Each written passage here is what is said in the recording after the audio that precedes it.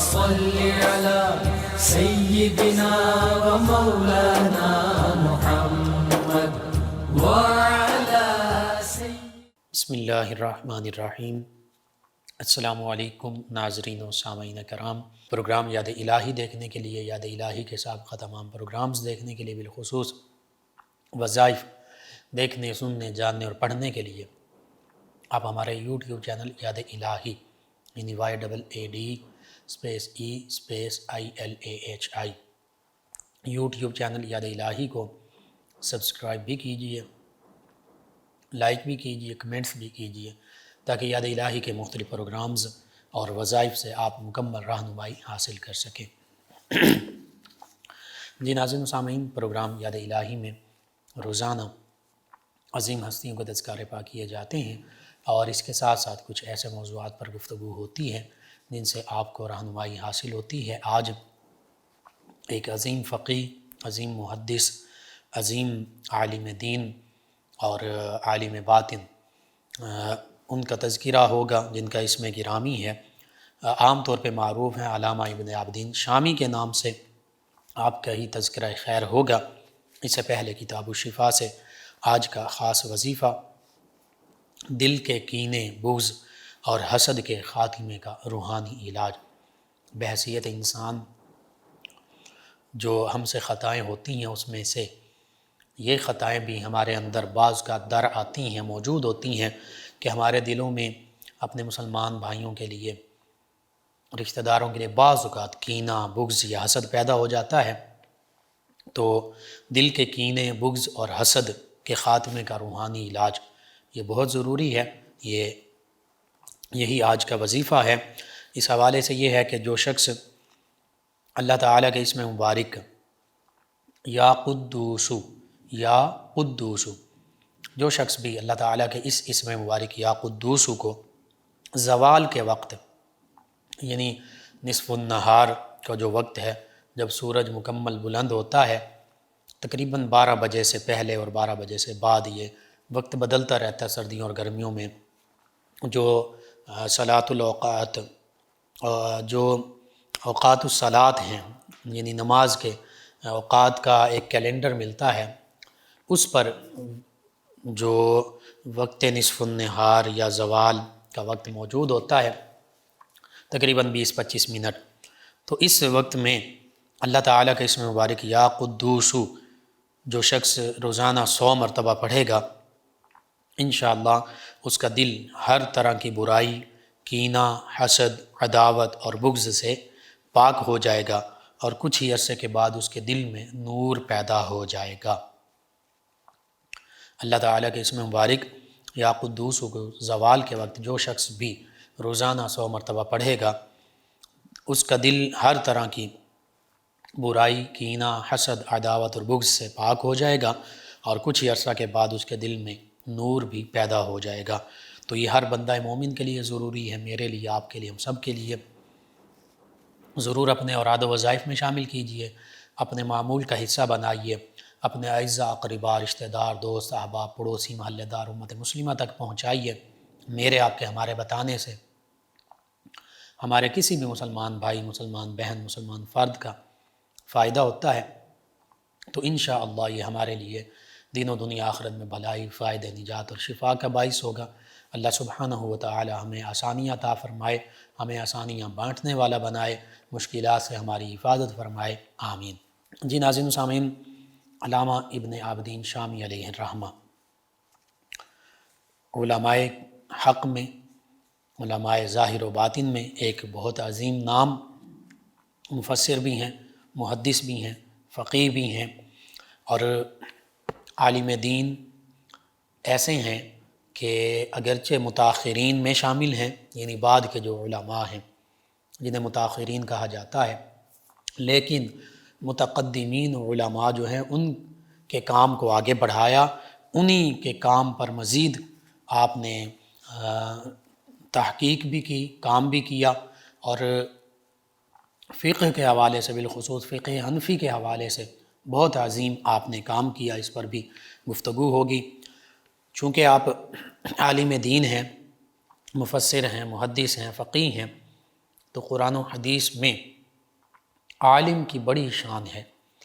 اس کا بیان ہے، اس کا ذکر موجود ہے، علم والے کی شان۔ اللہ سبحانہ و تعالیٰ فرماتا ہے هل يستوي الذين يعلمون والذين لا يعلمون، فرمایا کیا وہ لوگ جو علم رکھتے ہیں اور جو علم نہیں رکھتے، کیا یہ آپس میں برابر ہو سکتے ہیں؟ یعنی علماء اور جہالا ان کا کبھی بھی آپس میں موازنہ اور تقابل نہیں کیا جا سکتا، یہ اللہ رب العزت نے فرما دیا۔ اس کی وجہ یہ ہے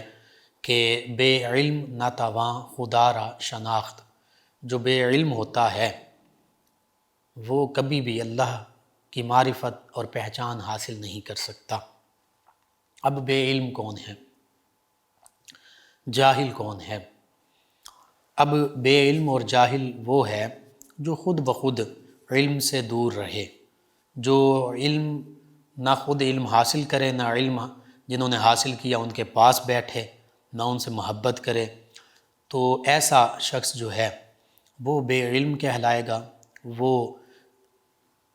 اگرچہ بظاہر یہ اب بالخصوص قرآن و حدیث اور اسلامی علوم ہی کے حوالے سے ذکر ہو رہا ہے، فقہ کے حوالے سے ذکر ہو رہا ہے، کیونکہ ظاہری علم اور عصری علم، ماڈرن سٹڈیز، وہ ہم میں سے اکثر لوگ کرتے ہیں۔ کوئی اس میں میٹریکولیشن تک جاتا ہے، کوئی اس سے بھی پہلے بچے جو ہیں وہ مختلف گریڈز میں پرائمری، مڈل، میٹرک لیول پر چھوڑ دیتے ہیں اور مختلف دیگر کاموں میں ہنر کوئی سیکھ لیتے ہیں، ٹیکنیکل کام کوئی سیکھ لیتے ہیں۔ اسی طرح پھر انٹر، گریجویشن، ماسٹرز اور پھر M Phil, P H D, یہ لیولز ہیں آج کی عصری تعلیم کے۔ اب اس عصری تعلیم میں بھی کچھ نہ کچھ قرآن مجید فرقان حمید ناظرہ ابتدائی کلاسز میں، پھر قرآن مجید فرقان حمید کی کچھ صورتوں یا آیات بینات کا ترجمہ یا کچھ صورتیں حفظ وہ بھی شامل ہوتی ہیں۔ پھر بالخصوص مڈل، میٹرک، انٹر وغیرہ میں بالخصوص جو عربی کے اگر سبجیکٹ ہیں، اسلامیات لازمی ہے، اسلامیات اختیاری ہے،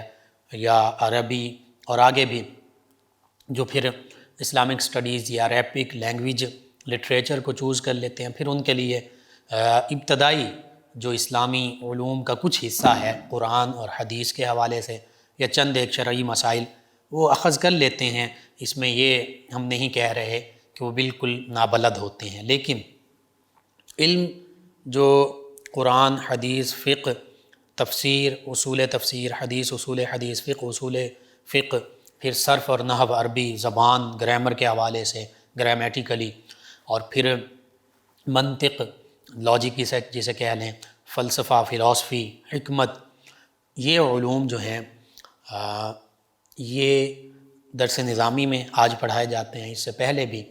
جو مسلمانوں کا ایک مربوط علمی نظام تھا، ایک ایجوکیشنل سسٹم تھا، جس میں بالخصوص عام طور پر 4 سال 4 ماہ کے بچے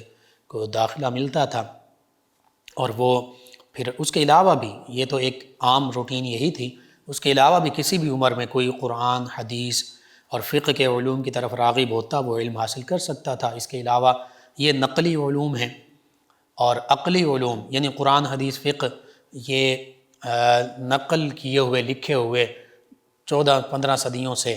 ہمارے پاس منتقل ہوتے ہوئے آ رہے ہیں۔ پھر عقلی علوم میں بالخصوص منطق اور فلسفہ اور حکمت، اس کو شامل کیا گیا، دیگر علوم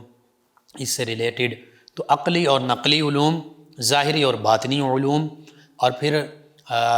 یوں کہہ لیں ہم نے آج جو تقسیم کر دی کہ یہ دنیاوی علوم ہیں، یہ دینی علوم، پہلے یہ تقسیم نہیں تھی، دینی دنیاوی سبھی علوم اکٹھے تھے۔ یعنی پہلے جو علماء بنتے تھے آج سے صدیوں پہلے، وہ عربی زبان بھی جانتے تھے، بعض اوقات فارسی زبان سے بھی واقفیت لازمی ہوتی تھی، پھر عربی اور فارسی زبان و ادب کے ساتھ ساتھ قرآن مجید فرقان حمید ناظرہ تو پڑھنا ہی ہوتا تھا، بالخصوص اکثر حفظ بھی کر لیتے تھے، پھر تفسیر، اصول تفسیر، قرآن کے تمام علوم، حدیث، اصول حدیث، حدیث کے تمام علوم، پھر فقہ، اصول فقہ کے تمام علوم، اور صرف اور نحو اور منطق، بلاغت، فلسفہ، علم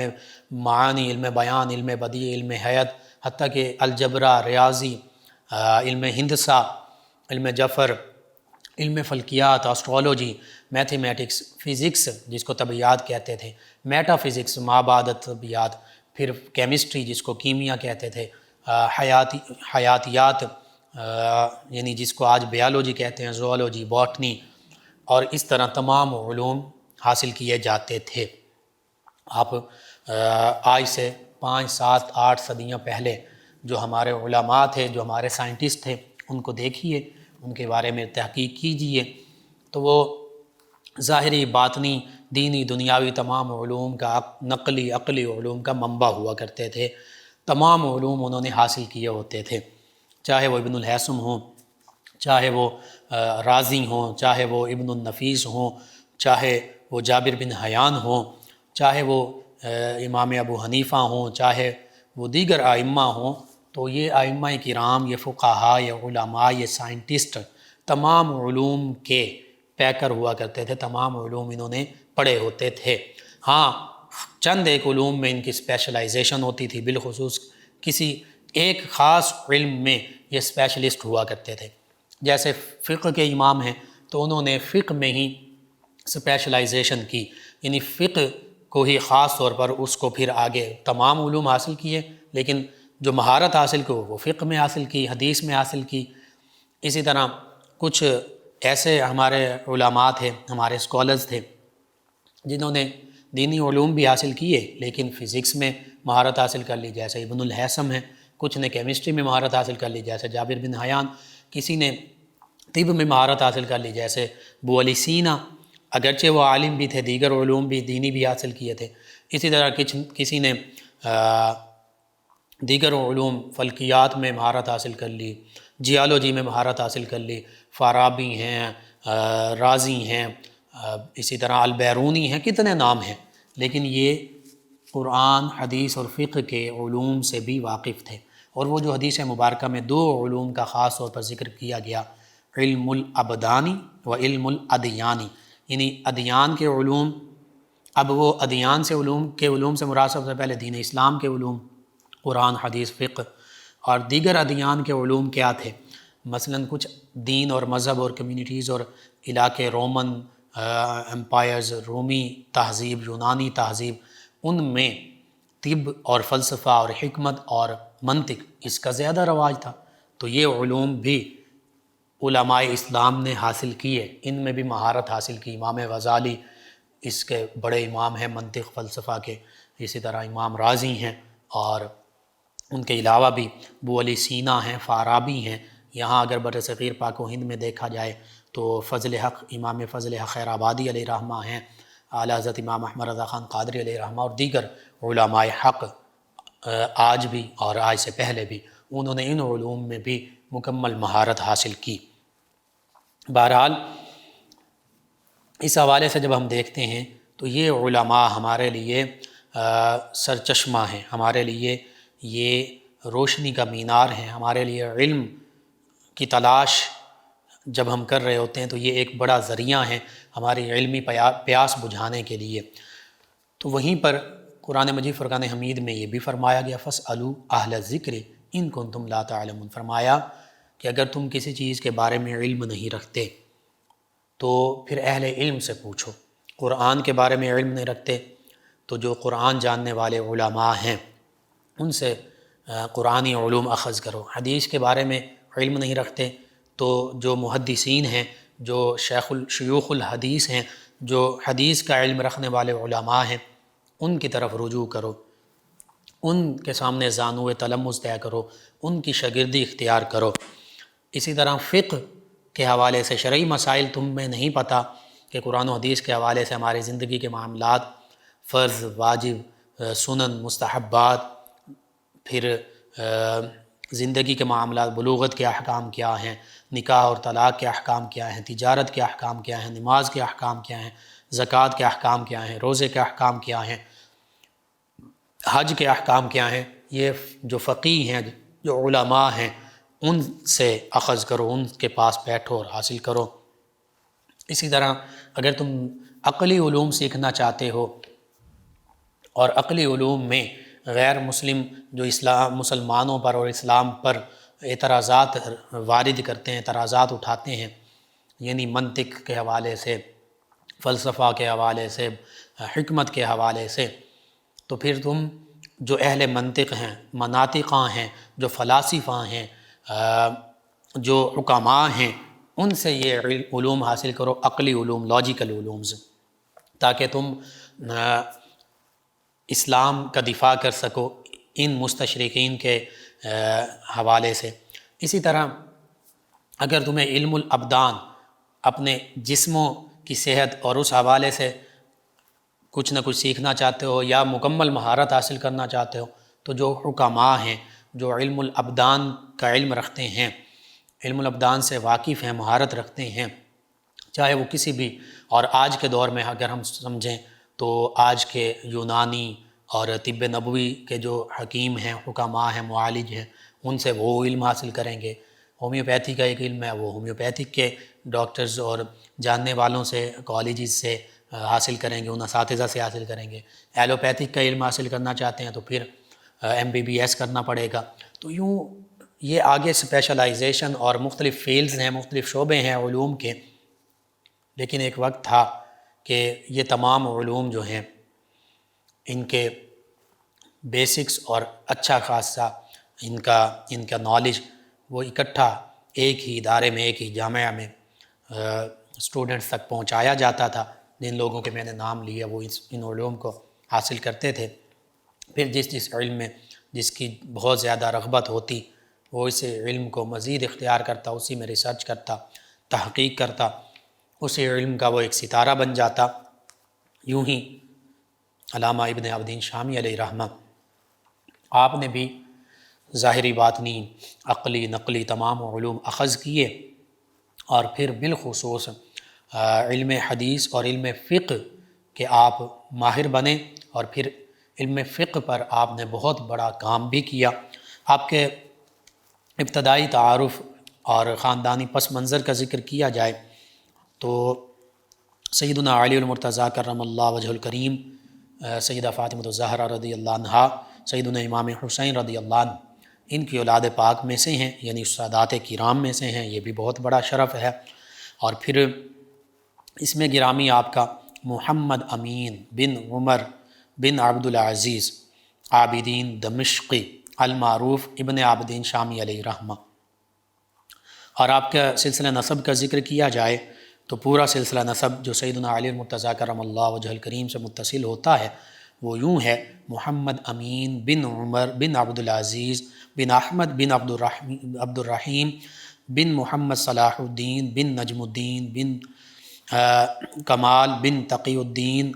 المدرس بن مصطفیٰ الشہابی بن حسین بن رحمت اللہ بن احمد فانی بن علی بن احمد بن محمود بن احمد بن عبداللہ بن عز الدین بن عبداللہ بن قاسم بن حسن بن اسماعیل بن حسین بن احمد بن اسماعیل بن محمد بن اسماعیل اعرج بن امام جعفر الصادق بن امام محمد الباقر بن امام علی زین العابدین بن امام حسین بن سیدنا علی المرتضیٰ و سیدہ فاطمہ الزہرا رضی اللہ عنہما، اور بن سیدہ فاطمہ الزہرا رضی اللہ عنہا بنت محمد مصطفیٰ صلی اللہ علیہ وآلہ وسلم۔ تو یوں نبی کریم صلی اللہ علیہ وآلہ وسلم کی اولاد اطہار میں سے ہیں، اور ابن عابدین شامی علیہ رحمہ کے نام سے آپ معروف ہوئے۔ آپ کی ولادت باسعادت جو ہے یہ 1783 عیسوی اور غالباً 1198 ہجری دمشق میں ہی ہوئی، اور اسی وجہ سے ابن عابدین شامی دمشقی آپ کہلاتے ہیں۔ نسب نامے کا ذکر ہوا، سیدنا علی المرتضیٰ کرم اللہ وجہ الکریم، سیدہ فاطمہ الزہرا طیبہ طاہرہ رضی اللہ عنہا اور عنہما، ان دونوں ہستیوں کی اولاد پاک میں سے، حسینی سادات میں سے ہیں۔ آپ کے حوالے سے یہ ملتا ہے کہ آپ کے والد گرامی جو ہیں وہ تاجر تھے، دمشق کے بہت بڑے تاجر، تو شروع میں آپ کے والد نے آپ کو تجارت کے لیے اپنی دکان پر بٹھانا شروع کر دیا، اور آپ دکان پر بیٹھتے تو اونچی آواز سے تلاوت کلام پاک کرتے۔ ایک اللہ کے نیک بندے، ایک بزرگ وہاں سے گزرے، تو انہوں نے دیکھا کہ آپ اونچی آواز سے تلاوت کر رہے ہیں، تو انہوں نے آپ سے فرمایا، آپ سے کہا کہ بیٹا، ایک تو بازار میں اونچی آواز سے تلاوت نہ کریں کیونکہ سبھی سن نہیں رہے، تو تلاوت کا سننا جو ہے یہ ضروری ہے۔ وَإِذَا قُرِئَ الْقُرْآنُ فَاسْتَمِعُوا لَهُ وَأَنصِتُوا لَعَلَّكُمْ تُرْحَمُونَ۔ اللہ رب العزت قرآن مجید فرقان حمید میں سورہ اعراف کے آخری رکوع میں فرماتا ہے کہ جب قرآن مجید فرقان حمید کی تلاوت کی جائے تو پھر اس کو غور سے سنا جائے اور خاموشی اختیار کی جائے تاکہ تم پر رحم کیا جائے۔ تو یہ اللہ کا حکم ہے، قرآن کریم کی تلاوت کو خاموشی سے سننا ضروری ہے، لازم ہے۔ دوسرا آپ نے فرمایا کہ آپ کے جو قرات ہے اس میں کچھ مزید نکھار کی ضرورت ہے، تو آپ اس کو سیکھیے۔ تو علامہ ابن عابدین شامی علیہ رحمہ، بچپن کا یہ آپ کا واقعہ، قرآن کریم کی تلاوت کا یوں آپ کو شوق تھا، تو پھر آپ نے اس وقت کے بہت بڑے قاری جو ہیں حموی علیہ رحمہ، حضرت سعید الحموی علیہ رحمہ، ان سے قراءت قرآن مجید فرقان حمید کی یہ سیکھی، مزید نکھار پیدا کیا، اور بچپن میں ہی چونکہ آپ نے قرآن مجید فرقان حمید حفظ کر لیا تھا، پھر جب یوں قرآن مجید فرقان حمید کے علوم کی طرف آئے تو بس پھر تجارت کو خیر آباد کہہ دیا، اور پھر مزید علوم قرآن، حدیث، فقہ اور دیگر علوم سیکھنے لگ پڑے، اور اپنے دور کے جو جید علماء تھے ان سے تمام علوم اخذ کیے۔ ان علوم کے نام میں اکثر بولتا رہتا ہوں، وہ تفسیر، اصول تفسیر، حدیث، اصول حدیث، فقہ، اصول فقہ، منطق، بلاغت، فلسفہ، علم حیات، حکمت، علم معانی، بیان، بدیع، یہ سبھی علوم اور دیگر علوم آپ نے اخذ کیے۔ اور پھر ایک وقت آیا کہ آپ خود امام بنے، اور درس و تدریس اسی شعبے کو آپ نے اپنایا، اور درس و تدریس کے ساتھ ساتھ تصنیف و تالیف کا شعبہ جو ہے یہ آپ نے اس کو اپنایا۔ اور پھر قرآن مجید فرقان حمید سے تو بچپن سے ہی آپ کو شغف تھا، یاد بھی کر لیا تھا، قرات سے سیکھ بھی لیا تھا۔ آپ کے حوالے سے یہ ملتا ہے کہ آپ ہمیشہ باوضو رہا کرتے تھے، اور رمضان المبارک کی ہر رات میں ایک مرتبہ قرآن مجید فرقان حمید مکمل پڑھا کرتے تھے۔ یہ اللہ تعالیٰ نے آپ کو توفیق بخشی، ہمت بخشی۔ اور پھر آپ کے حوالے سے یہ بھی ملتا ہے کہ جب آپ نے درس و تدریس کا عمل شروع کیا تو اس دوران درس و تدریس کے ساتھ ساتھ آپ نے تصنیف و تالیف کا کام شروع کیا، اور والد کا آپ کے ابتدائی عمر میں انتقال ہو گیا، وہ اللہ کی بارگاہ میں حاضر ہو گئے۔ اس کے بعد مکمل طور پر چونکہ آپ علمی مصروفیات میں مشغول رہے، تمام علوم جو ہیں اپنے زمانے کے بڑے بڑے علماء سے اخذ کیے، جن میں محمد شاکر السالمی، العمری، العقاد، ان سے علوم عقلیہ بھی پڑھے، عقلی علوم، اور پھر حدیث اور تفسیر بھی انہی سے پڑھی، اور پھر انہی کی ترغیب سے فقہ حنفی ان کے علوم بھی حاصل کیے، اور اس میں مزید مہارت بھی حاصل کی، فقہ حنفی کو اختیار کیا، اور اپنے دور کے بہت بڑے آپ عالم بھی بنے اور مرجع خلائق بھی بنے۔ لوگ آپ کی طرف رجوع کرتے تھے، آپ سے علوم، فنون اخذ بھی کرتے، آپ کے اسٹوڈنٹ بھی بنتے، تلامذہ میں بھی شامل ہوتے، اور اس کے ساتھ ساتھ آپ سے فتاوی بھی حاصل کیے جاتے، آپ سے شرعی علمی رہنمائی بھی اخذ کی جاتی، اور اس کے ساتھ ساتھ آپ اللہ کے ولی بھی تھے۔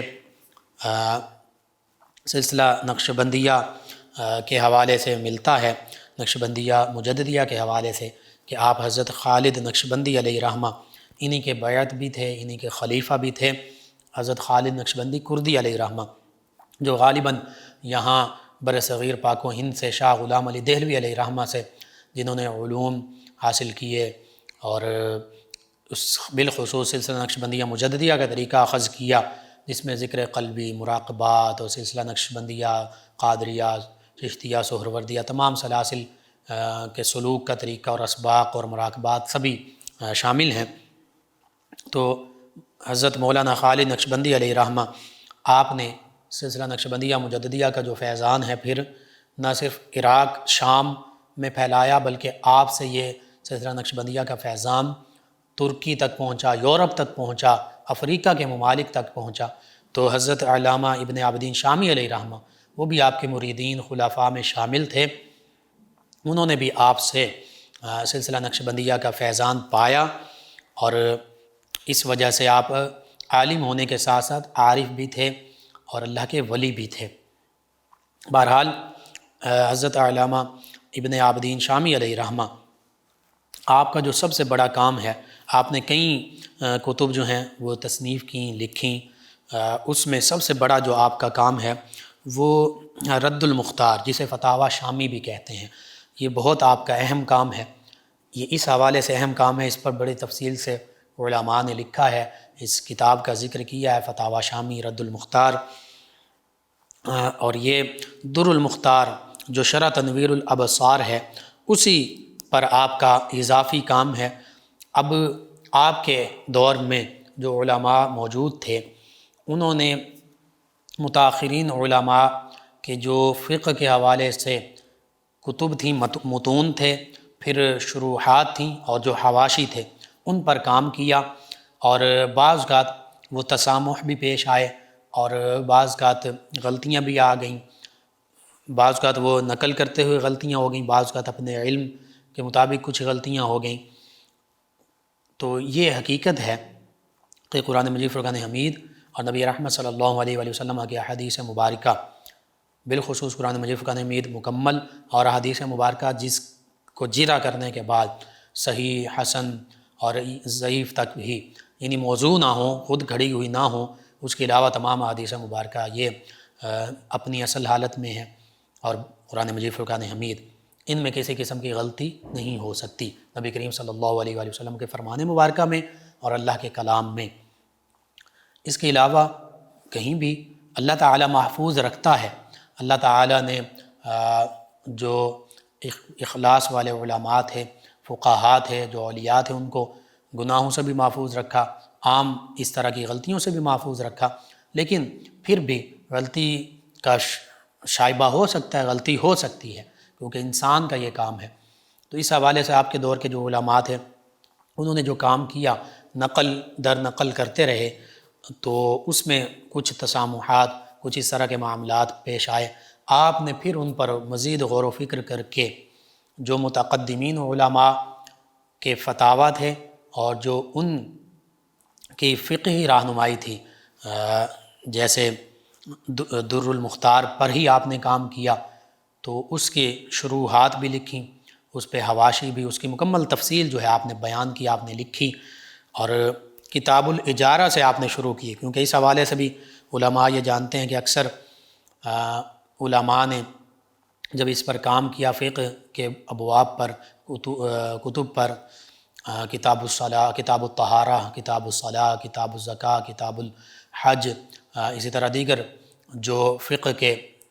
مختلف عنوانات تھے، تو کتاب الاجارہ تک بعض اوقات علماء فقہاء لکھتے، زندگی مہلت نہ دیتی۔ آپ نے کتاب الاجارہ سے شروع کیا اور آخر تک لکھا، پھر ابتدا سے شروع کیا، اور اس میں بھی آپ کے حوالے سے یہ ملتا ہے کہ جب کچھ لکھا آپ نے، کچھ کتب جو ہیں ان پر کام کیا، تو پھر آپ کا وصال آ گیا، آپ وصال پا گئے۔ آپ کے وصال پانے کے بعد پھر آپ کے صاحبزادے نے اس سے آگے کام کیا، اور انہوں نے بھی کافی سال اس پر کام کیا، اگرچہ آپ نے اپنی زندگی کے کافی سال فتاوی شامی جو ہیں، رد المختار جسے کہتے ہیں، اس پر 1-2 سال نہیں بلکہ درجنوں سال آپ نے اس پر کام کیا، اور بڑی عرق ریزی سے اس پر کام کیا۔ آپ کے اس کام کو برصغیر کے نہ صرف عرب کے علماء بلکہ برصغیر پاک و ہند کے علماء نے بھی سراہا۔ اعلیٰ حضرت امام احمد رضا خان قادری علیہ رحمہ نے بھی اس پر لکھا، آپ کی اس کوشش اور کاوش کو پسند کیا، اور علماء برصغیر بھی، علماء عرب بھی آپ کے فتاوی شامی سے، رد المختار سے آج بھی رہنمائی حاصل کرتے ہیں۔ یعنی آج بھی جتنی فتاویٰ دیا جاتے ہیں یا فتاویٰ کی کتب تالیف کی جاتی ہیں یا فتاویٰ پر جتنا بھی کام ہوتا ہے، آپ کی یہ رد المختار جسے فتاوی شامی کہتے ہیں، اس سے علماء مکمل رہنمائی حاصل کرتے ہیں، اس کے حوالے لازماً موجود ہوتے ہیں۔ تو اس پائے کی یہ فقہ حنفی کی کتاب ہے کہ بڑے بڑے فقہاء، مفتیان کرام، بڑے بڑے علماء، جید علماء، اعلیٰ حضرت امام احمد رضا خان قادری علیہ رحمہ جیسے اور دیگر ان کے بعد آنے والے بڑے بڑے شیوخ، فقہ کے امام، فقہ کے شیوخ، فقہ کے پڑھنے پڑھانے والے، اس میں مہارت حاصل کرنے والے مفتیان کرام، فقہائے کرام، انہوں نے یہ فتاوی شامی سے مکمل رہنمائی حاصل کی۔ اسی طرح اگر آپ کی دیگر تصانیف کا ذکر کیا جائے، الابانہ، اس پر آپ کا کام ہے، اجابۃ الغوث، اس پر آپ کا کام ہے، الاقوال الواضحہ، اس پر آپ کا کام ہے، یعنی یہ آپ کی تصانیف کے مختصراً میں نام لے رہا ہوں۔ تنبیہ الغافل ہے، تنبیہ الوقود ہے، تنبیہ الولا ہے والاحکام ہے، اسی طرح الرحیق المختوم شرح قلائد المنظوم ہے، سل الحسام الہندی لنصرت مولانا خالد النقشبندی، مولانا خالد نقشبندی علیہ رحمہ جو اللہ کے ولی، ان کے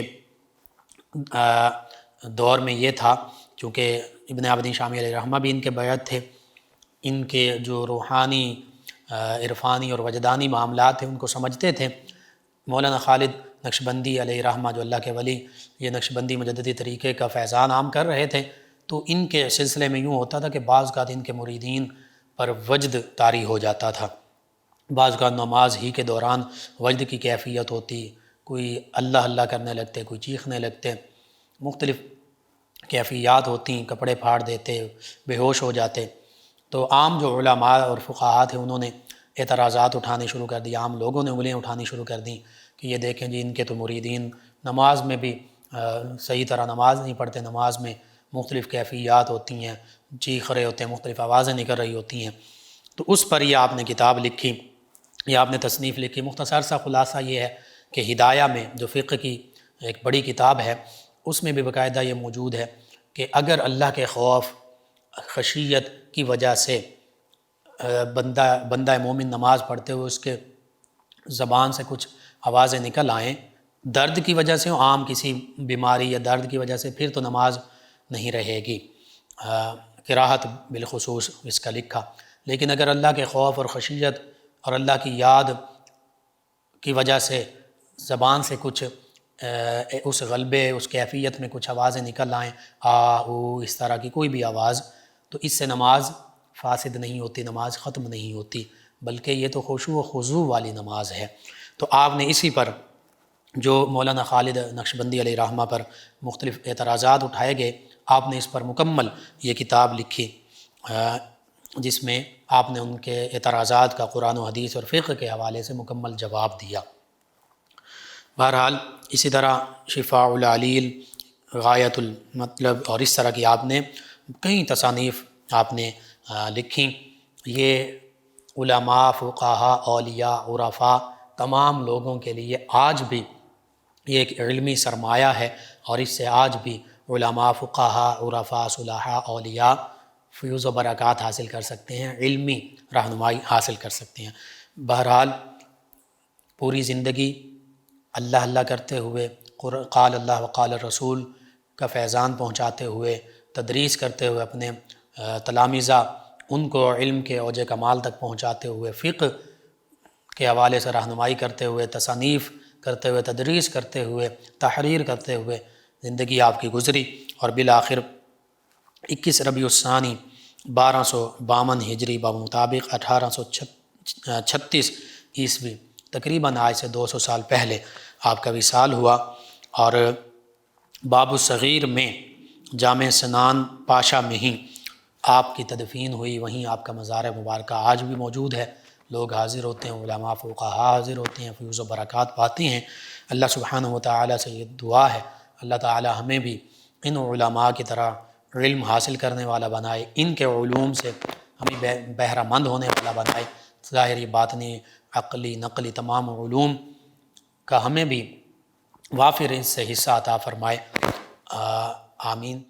اللهم صل على سيدنا ومولانا محمد وعلى آپ سماعت فرما رہے ہیں پروگرام یاد الہی۔ ناظرین و سامعین، اس دوران ہمیں جوائن کیا ہے اللہ دتا صاحب ہیں بھوانہ سے، کہتے ہیں السلام علیکم ورحمۃ اللہ وبرکاتہ۔ جی وعلیکم السلام ورحمۃ اللہ وبرکاتہ۔ کہتے ہیں کہ لوگوں کو نماز کی دعوت کیسے دی جائے؟ جی بالکل، نماز کی دعوت اگر ہم دینا چاہتے ہیں تو پہلے اپنے آپ سے شروع کریں گے۔ میں اگر نماز کی دعوت دینا چاہتا ہوں تو پہلے میں خود نمازی بنوں گا، نماز پڑھنے والا بنوں گا، پھر اپنے بیوی بچوں کو، بہن بھائیوں کو گھر سے شروع کروں گا، انہیں نماز کے لیے محبت کے ساتھ نماز کی ترغیب دوں گا کہ نماز پڑھنی چاہیے۔ پھر محلے داروں کو، بالکل یہی معاملہ ہے سبھی مسلمانوں کے لیے کہ خود پہلے آپ بھی نمازی بنیں۔ آپ نمازی ہیں تو اپنے گھر والوں کو سب سے پہلے دعوت دیجیے محبت کے ساتھ، اور بالخصوص 7 ماہ کا بچہ ہے تو محبت سے اس کو نماز کے لیے راغب کیجیے۔ 10 سال کا ہو گیا تو اب بھی اگر نہیں پڑھتا تو اب آپ اس کو مار کر نماز پڑھا سکتے ہیں، یہ حدیث مبارکہ میں ہے۔ اور بلوغت تک یوں ہی بچوں کو آپ بالکل تادیب کے ساتھ انہیں نماز کے لیے لے جا سکتے ہیں۔ اس کے علاوہ محلے دار ہیں، پڑوسی ہیں، دوست احباب ہیں، تو بالکل ان کے پاس بیٹھیں، انہیں جتنا آپ اسلام کے حوالے سے جو چیزیں جانتے ہیں وہ بتائیں محبت کے انداز کے ساتھ، بالخصوص نماز کے حوالے سے انہیں ترغیب دلائیں۔ تو انشاءاللہ ترغیب دلانے سے، یہ قرآن مجید فرقان حمید میں بھی ہے وَذَكِّرْ فَإِنَّ الذِّكْرَىٰ تَنفَعُ الْمُؤْمِنِينَ، کہ نصیحت کرو، یاد دلاتے رہو، نصیحت کرتے رہو، ترغیب دلاتے رہو۔ یہ نصیحت کرنا، یہ ترغیب دلانا مومنین کو فائدہ دیتا ہے۔ تو یہی طریقہ ہے، آپ کریں ایسا، انشاءاللہ اللہ تعالیٰ بہتری فرما دے گا۔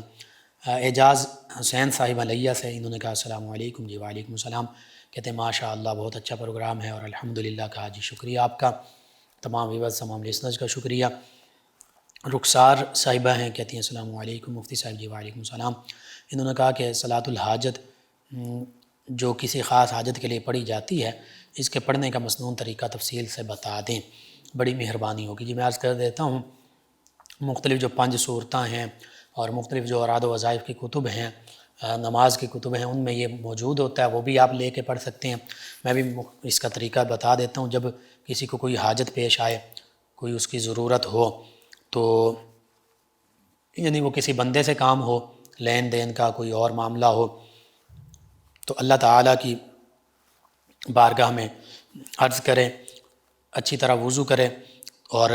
4 رکعات نفل پڑھے۔ پہلی رکعت میں سورہ فاتحہ کے بعد 3 مرتبہ آیت الکرسی، دوسری رکعت میں سورہ فاتحہ کے بعد قل هو اللہ احد، سورہ اخلاص، تیسری رکعت میں سورہ فلق، قل اعوذ برب الفلق، چوتھی رکعت میں سورہ فاتحہ کے بعد قل اعوذ برب الناس، یہ پڑھے۔ سلام پھیرے، سلام پھیرنے کے بعد 3 مرتبہ هو اللہ الذی لا الہ الا هو عالم الغیب والشہادۃ هو الرحمن الرحیم، سورہ حشر کے تیسرے رکوع کی آیت مبارکہ 3 مرتبہ پڑھے۔ پھر 3 مرتبہ سبحان اللہ والحمد للہ ولا الہ الا اللہ واللہ اکبر ولا حول ولا قوة الا باللہ، یہ تیسرا کلمہ جو ہے وہ پڑھے۔ پھر کوئی بھی درود پاک 3 مرتبہ پڑھے اور پھر اللہ کی بارگاہ میں دعا مانگے، جو بھی حاجت ہے وہ طلب کرے، انشاءاللہ اللہ تعالی حاجت پوری فرمائے گا اگر اس کے حق میں بہتر ہوئی۔ ان کے علاوہ ہمارے ریگولر لسنرز میں ہیں غلام رسول صاحب، غلام حسین صاحب، محمد علی صاحب، عباس صاحب، افتخار ڈوگر صاحب، چودھری اقبال گجر صاحب، اللہ وسایہ صاحب، کہتے ہیں السلام علیکم۔ جی وعلیکم السلام۔ کہتے ہیں آپ کا پروگرام ہم سن رہے ہیں جی 28 شک ڈوگراں والا سے۔ اپنے امام صاحب کے حوالے سے انہوں نے غالباً لکھا، کہتے ہیں کہ مسجد میں روزانہ نماز کے لیے لیٹ آتے ہیں، نمازی ناراض ہوتے ہیں، کوئی حل بتا دیں۔ جی میں عرض کرتا ہوں، اس حوالے سے 2 چیزیں ہیں۔ امام صاحب کو چاہیے، اگر نمازوں کے اوقات مقرر کیے ہوئے ہیں، گھڑی بھی موجود ہے، تو بہتر یہ ہے کہ وہ کوشش کریں نماز کے وقت پر پہنچ جائیں۔ یہ آپس میں لوگوں کی آسانی کے لیے نماز کا وقت مقرر کیا جاتا ہے، ورنہ نبی کریم صلی اللہ علیہ وآلہ وسلم کا طریقہ مبارکہ یہ تھا، صحابہ کرام علیہم رضوان کا بھی، کہ صحابہ کرام علیہم رضوان انتظار کرتے تھے مسجد نبوی میں۔ نبی کریم صلی اللہ علیہ وآلہ وسلم، گھڑیوں تو ہوتی نہیں تھیں، نبی کریم صلی اللہ علیہ وآلہ وسلم جب تشریف لاتے تو سیدنا بلال حبشی رضی اللہ عنہ اقامت کے لیے کھڑے ہو جاتے، اقامت کہنا شروع کر دیتے، اور بالکل یہ روایت موجود ہے، جب حی علی الصلاۃ پر سیدنا بلال حبشی رضی اللہ عنہ پہنچتے تو دیگر صحابہ کرام بھی اس موقع پر نبی کریم صلی اللہ علیہ وآلہ وسلم بھی تشریف لے آتے، تو صحابہ کرام علیہم رضوان بھی کھڑے ہو جاتے۔ بعض روایت میں قد قامت الصلاۃ کا بھی ذکر موجود ہے، کہ قد قامت الصلاۃ کا معنی یہی ہے کہ اب بے شک نماز قائم ہو گئی، کھڑی ہو گئی۔ تو اس حوالے سے آپ چونکہ مقتدی ہیں تو آپ بھی محبت کے انداز میں ایک ایک کر کے علیحدگی میں محبت اور ادب کے ساتھ ان سے بات کریں، اور انہیں بھی چاہیے کہ اگر نماز کے ٹائم فکس ہیں، گھڑی بھی موجود ہے، تو آسانی یہی ہے، اسی میں بہتری ہوتی ہے۔ امام صاحب کو بھی چاہیے کہ وہ بھی ان نماز کے اوقات کی پابندی کریں۔ لیکن آپ کے حوالے سے بھی میں نے عرض کر دیا کہ محبت کے ساتھ، ادب کے ساتھ ایک دو لوگ جو ہیں اچھے انداز کے ساتھ ان کی خدمت میں اپنی جو ریکویسٹ ہے وہ پیش کر دیں۔ ان کے علاوہ ہمیں جوائن کیا شفیق سبحانی صاحب مدینہ ٹاؤن سے، خصوصی طور پر انہوں نے کال کی اور کہتے ہیں کہ لقمان صاحب آپ کو اور پوری ٹیم کو سلام۔ جی وعلیکم السلام۔ کہتے ہیں پاکستان کے لیے دعا کر دیں، اللہ تعالیٰ اس قوم پر رحم فرمائے، آمین۔ جی اللہ تعالیٰ ملک پاکستان، ہماری پاکستانی قوم پر بھی رحم فرمائے اور تمام امت مسلمہ پر رحم فرمائے، امت مسلمہ کو کھویا ہوا وقار دوبارہ عطا فرمائے، آمین۔ طیب حسن شاد صاحب تاجہ بیر والا سے آپ نے کہا السلام علیکم۔ جی وعلیکم السلام۔ علامہ خادم حسین رضوی علیہ رحمہ کے حوالے سے کہا جی بالکل، انشاءاللہ ان کے حوالے سے گفتگو کریں گے ہم۔ آپ تمام ویورز کا، تمام لسنرز کا شکریہ، آپ ہمیں جوائن کرتے ہیں، پروگرام یاد الہی میں شامل ہوتے ہیں۔ ناظرین و سامعین، پروگرام یاد الہی کا وقت ختم ہو جاتا ہے، انشاءاللہ کل صبح دوبارہ آپ سے ملاقات ہوگی پروگرام یاد الہی میں۔ اپنے میزبان محمد لقمان رضا اور ہماری ٹیم کو اجازت دیجیے، اللہ نگہبان۔ اللهم صل على سيدنا ومولانا